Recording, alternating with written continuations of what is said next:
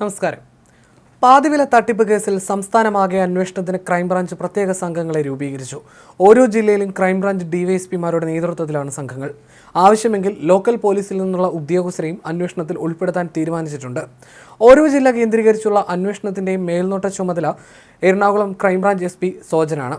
ഏറ്റവും കൂടുതൽ കേസുകൾ രജിസ്റ്റർ ചെയ്ത എറണാകുളം, ഇടുക്കി ജില്ലകളിലെ കേസുകൾ ഇദ്ദേഹത്തിന്റെ നേതൃത്വത്തിൽ അന്വേഷിക്കും.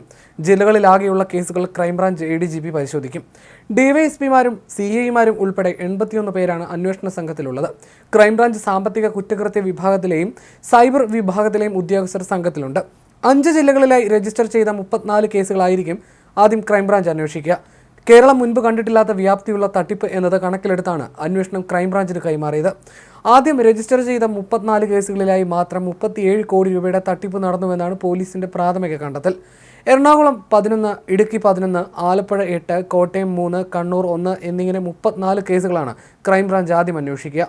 അനന്തകൃഷ്ണൻ, KN ആനന്ദകുമാർ തുടങ്ങിയവരെ ചോദ്യം ചെയ്യുകയായിരിക്കും പ്രത്യേക അന്വേഷണ സംഘത്തിന്റെ ആദ്യ നീക്കം.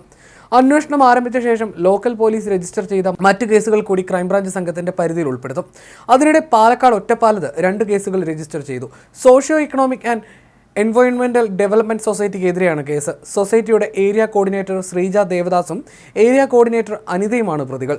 മനുശ്ശേരി, കണ്ണിയമ്പാറ സ്വദേശികളുടെ പരാതികളിലാണ് നടപടി. പാതി വിലയ്ക്ക് സ്കൂട്ടർ വാഗ്ദാനം ചെയ്ത് ഇരുവരിൽ നിന്നുമായി പണം തട്ടിയെന്നുമാണ് കേസ്. പ്രതിദിനം പരാതിക്കാരുടെ എണ്ണം കൂടുകയാണെങ്കിലും കേസെടുക്കുന്നതിൽ പോലീസിന് മെല്ലപ്പോക്കെന്ന ആക്ഷേപം ശക്തമായിരുന്നു. ഇതേ തുടർന്ന് കൂടിയാണ് അന്വേഷണം ഇപ്പോൾ ക്രൈംബ്രാഞ്ചിന് കൈമാറിയത്. എറണാകുളത്ത് മാത്രം 1000-ഓളം പരാതികൾ ഉണ്ടെങ്കിലും ആകെ രജിസ്റ്റർ ചെയ്തത് 10-ൽ താഴെ കേസ് മാത്രമാണ്. രാഷ്ട്രീയ നേതാക്കളും സംഘടനകളും പണം കൈപ്പറ്റിയ സാഹചര്യമാണ് മെല്ലപ്പോക്കിന് കാരണമെന്നാണ് ആക്ഷേപം. കേസുമായി ബന്ധപ്പെട്ട് ഉന്നതർക്ക് ബന്ധമുണ്ടെന്ന നിഗമനത്തിലാണ് പോലീസ്.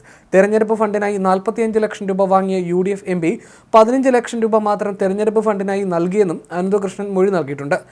എറണാകുളം ജില്ലയിലെ UDF MLA 7 ലക്ഷം രൂപ കയ്യിൽ വാങ്ങി. തങ്കമണി സർവീസ് സഹകരണ ബാങ്ക് വഴി CPM നേതാവിന് 25 ലക്ഷം രൂപ നൽകി. മൂവാറ്റുപുഴയിലെ യൂത്ത് കോൺഗ്രസ് നേതാവ് 5 ലക്ഷം രൂപ വാങ്ങി. മലയോര ജില്ലയിലെ UDF MPക്ക് തെരഞ്ഞെടുപ്പ് ഫണ്ടിനായി 9 ലക്ഷം രൂപ നൽകിയെന്നും അനന്തകൃഷ്ണൻ പോലീസിനോട് പറഞ്ഞിട്ടുണ്ട്. അനന്തകൃഷ്ണനെ ഇന്നലെ എറണാകുളത്തെ വിവിധയിടങ്ങളിൽ എത്തിച്ച് മൂവാറ്റുപുഴ പോലീസ് തെളിവെടുത്തിരുന്നു.